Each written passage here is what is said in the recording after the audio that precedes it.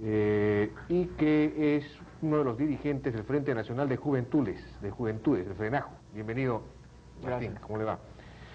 Bueno, quería conocer su opinión, y no sé si será la del Frente Nacional de Juventudes también, pero por lo menos la suya, acerca de los acuerdos con Ecuador y específicamente de los tratados que se están aprobando mañana, que deben aprobarse, que no deben aprobarse. ¿Cuál es su opinión? Bueno, para serle completamente sincero, dentro del Frente Nacional de Juventudes hay muchas tendencias. Tenemos gente en Iquitos que ha participado de las marchas en contra del tratado, tenemos gente en Lima que ha participado en la marcha en contra del tratado, y hay gente dentro del Frente que cree que es un tratado bueno. Y hay mi caso, que le soy completamente sincero, tengo dudas, creo que en sí es un buen tratado, creo que es una buena idea lograr la paz, pero creo que hay cosas que no se han debido hacer como se han hecho hasta ahora. Me parece Por ejemplo, que el tratado, desde sí, la forma como se ha hecho, ya se sale del marco que tiene el protocolo de Río, en el hecho de que el protocolo jamás habló de cederle el significativo kilómetro cuadrado. Ahora, la importancia que le demos o no a ese kilómetro cuadrado es relativa a la persona. Hay gente en Iquitos pero eso que tiene que ver con la coyuntura histórica, ya no con el protocolo. De acuerdo, pero ellos estaban para hacer respetar el protocolo, no para ampliarlo. Pero digamos... No quiero entrar en esa discusión porque eso ha sido decisión de ellos y es subjetivo el punto de que si la gente cree que el cuadrado pero, estuvo digamos, bien o no. sería contrario al protocolo si es que se hubiera entregado territorio, ¿no?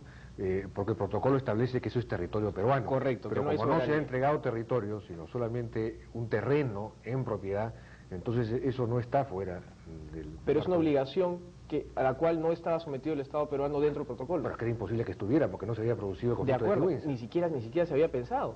Pero entonces estamos de acuerdo, eso no estaba dentro del protocolo. Ah, bueno, pero como no está tampoco, no sé, cualquier otra cosa. De acuerdo, pero el papel yo de no los había garantes... nacido cuando se firmó el protocolo, yo no estoy en el protocolo, también. Y yo menos, pero... Así es, o sea que no hay... Pero el protocolo, o sea, estemos de acuerdo en que se salieron de lo que estrictamente decía el protocolo, en aras de la paz, de acuerdo. Y de que sea bueno o malo, me parece que está la interpretación de cada persona, que puede interpretarlo. Pero yo personalmente creo que el error fundamental del gobierno ha sido el de no dar la información adecuada, no antes, porque entiendo probablemente que es entrar en un debate nacional en torno a que si se firma o no este acuerdo, cuando ni siquiera el gobierno mismo, entre comillas, porque no sabemos si eso era así, se supone que el gobierno tampoco sabía qué era lo que los garantes iban a ofrecer, sino la información debió haberse dado en cuanto se dio el tratado, haber informado mediante cartillas, mediante información, qué era realmente lo que se estaba ofreciendo. O sea, en cuanto los garantes dijeron, esta es nuestra posición. A la propuesta de los garantes. Correcto. Pero eso se dio a conocer, claro, una demora como de 1 hora y media, 2 horas. No, es que una demora de 1 hora y media, y solamente usted se refiere a lo que dijeron los medios de comunicación. Yo me refiero a la propuesta completa y la explicación del gobierno de por qué nos favorecía, así como la gente que estaba en contra la cogió y dijo nos desfavorece por A, B, C, D. El gobierno también podría haber dicho nos favorece por A, B, C, D. Así es. Pero ¿qué pasó? Se demoraron, se fueron a la Amazonía, se fueron ya con un tiempo de anticipación y con un tiempo de demora, y ya la población que tenía razones para tener temor se vio de alguna manera asustada y en algunos casos mal informada, pues, como pasó en Iquitos, o con la gente que creía que le iban a quitar sus casas. Eso bueno, obviamente es malintencionado, ¿no? A ninguna persona de Iquitos se le pensaba quitar la casa para dársela a un ecuatoriano. Eso simplemente no va a pasar.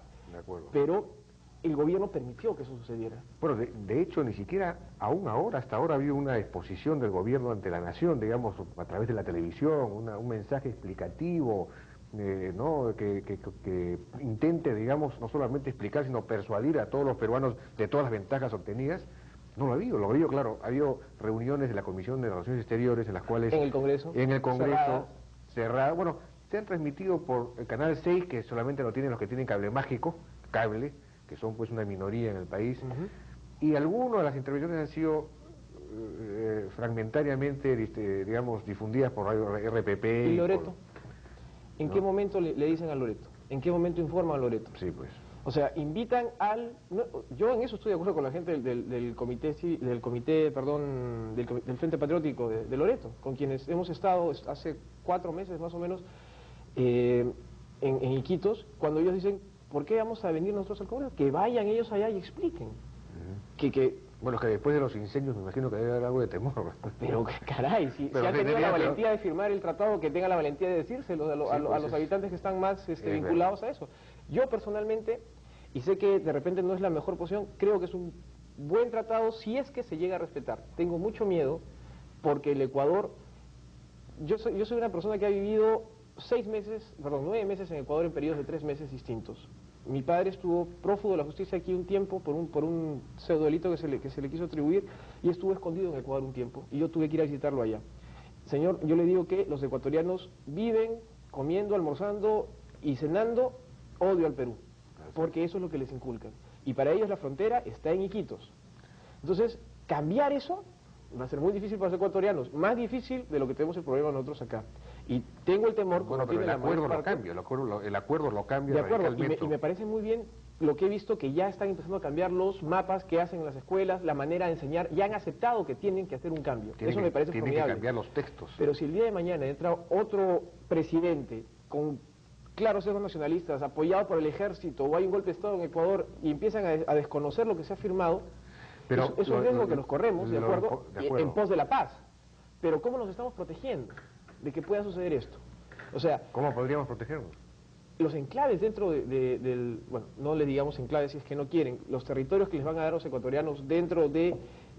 No son territorios tampoco, son terrenos que ni siquiera son en propiedad, son en uso. De acuerdo, pero en la práctica ellos van a tener la disposición de utilizarlos. Claro, dentro de las redes peruanas.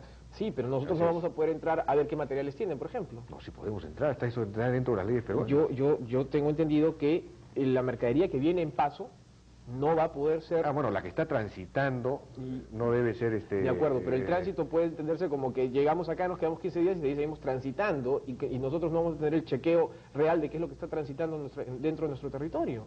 Entonces, ese tipo de cosas me parece que pueden ser conversadas, aclaradas y mejoradas para que evitar las suspicacias, para que la gente se sienta más confiada con este tipo de tratados. No vamos a cobrarles un impuesto, ok, pero tampoco se los cobremos a los miembros, a los habitantes de Loreto y demos los incentivos que van a haber. No les cobramos el impuesto, pero por lo menos tenemos que ver qué entra y qué sale de su territorio. Eso fue aclarado por Alfonso de los Heros, que fue el negociador peruano. Él dice que en los CETICOS, la ley de CETICOS, que ya fue aprobada también en el Congreso, le da más facilidades aún a los peruanos que lo que le da estos centros a los ecuatorianos, porque los CETICOS, las empresas que se instalen ahí, van a tener las mismas exoneraciones, pero además con la posibilidad de exportarle al propio Perú con esas exoneraciones, porque lo que dicen los centros es que tú puedes ahí producir lo que De acuerdo, quieras, y para sacarlo tienes que pagar el impuesto. Si lo sacas fuera del país no pagas impuestos, pero si lo metes dentro... De acuerdo, si eres ecuatoriano y tienes el producto ahí y lo quieres sacar desde el sitio al Perú... Al Perú, ahí sí hay que pagar los impuestos. Que sigue siendo Perú, porque ya nos estamos volviendo a... Así es. Estamos pensando que no es territorio. Se presta eso, pues ese es el problema. Presta eso, claro, pues, pero no es, ¿no? Pero hay que explicarlo bien. No hay que caer en las apariencias tampoco, en el juego de las apariencias. Pero es deber del gobierno, que tiene la infraestructura, para explicarlo bien. De acuerdo. Pero yo creo que puede ser un tratado favorable si se sabe utilizar. Y me parece que el gobierno... Pero lo importante también es que se pongan los hitos. Si los hitos llegan a ponerse en diciembre, en enero, y se pone el último hito, se acabó el problema. Ahora, si los ecuatorianos después se vuelven locos y desconocen el tratado, ya están los hitos puestos, no hay nada que hacer. De acuerdo. Bueno, antes se nos está ganando el tiempo, pero hay un tema que queríamos tocar con Martín del Pomar. El asunto de los pasajes.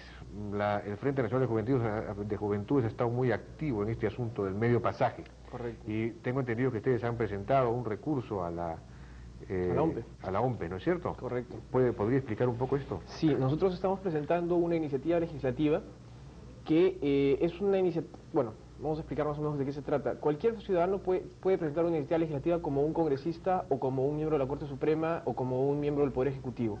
Esto es un proyecto de ley que, por ser presentado como iniciativa legislativa con 46.000 firmas, tiene prioridad sobre los proyectos de ley de los demás congresistas. Se va a discutir en el Pleno, tenga o no dictamen favorable de las comisiones. ¿Qué es lo que busca el proyecto de ley? Que el medio pasaje sea válido como era antes, los domingos y feriados y todo el día, todas las 24 horas del día. ¿Por qué? Porque creemos que, según el artículo 14 de la Constitución, es parte de la educación superior y escolar la recreación, y también que los días no laborables, los jóvenes tenemos derecho a, aparte de tener momentos de vacaciones, muchos de nosotros hacemos trabajos o tenemos actividades los días que no son laborables.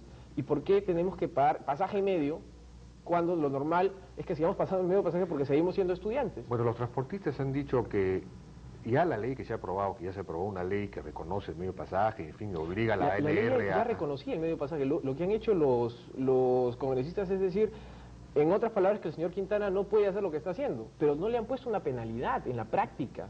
Es muy difícil que el estudiante que presenta su pasaje, ¿sabes qué? No te vamos a aceptar el medio pasaje, pueda realmente. Bueno, pero de todos algo. modos, no solamente se reconoce el derecho y se establece que son los carnets de la ANR los que valen, Y del etcétera. Ministerio de Salud. Pero lo que han dicho los transportistas es que el gobierno quiere hacer populismo a costa de los transportistas, es decir, financiado con la plata de los transportistas, y me parece que tienen absolutamente toda la razón, porque Y esto es una medida... los transportistas quieren castigar a los alumnos porque el gobierno quiere hacer populismo. No, bueno, que se las arreglen con el gobierno, no con nosotros. Pero es una confiscación de los ingresos de los transportistas. Se les está obligando por una ley a cobrar menos de lo que libremente ellos tienen derecho a cobrar. Entonces es una intervención del Estado que viola todos los principios de una economía de mercado. De libre mercado. Sin que el Estado subsidie.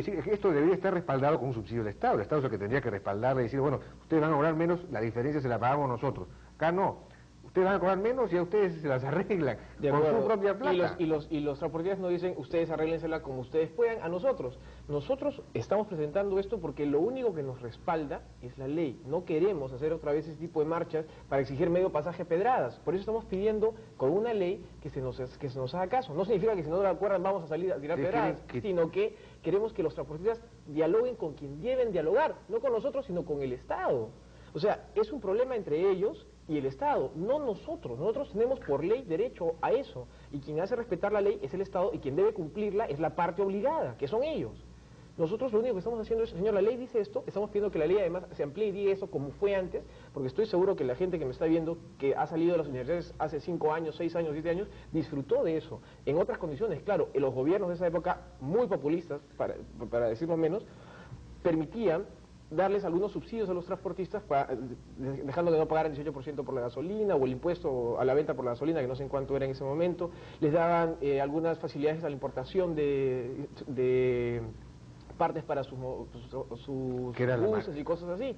Ahora ya no hay nada de eso. Pero el gobierno tiene que conversar con los transportistas y llegar a un acuerdo para que nosotros no nos vemos perjudicados, porque parece que creen que la soga se va a romper por el lugar más débil. Alguien se va a ver perjudicado, porque no hay receta, no hay lonche gratis, como se dice, ¿no es cierto? Alguien va a tener que pagar este subsidio. De acuerdo. O lo pagan los demás pasajeros y los padres de ustedes, con lo cual no se resuelve ningún problema, o lo pagan todos los ciudadanos a través de mayores impuestos. Vamos a tener que pagar más impuestos para... Eso de que no hay lonche gratis es una concepción muy neoliberal y de acuerdo, es cierto. Es la realidad. No hay lonche es gratis, neoliberal, es real. Pero hay sectores que necesitan tener un subsidio directo. Yo no estoy de acuerdo con el subsidio,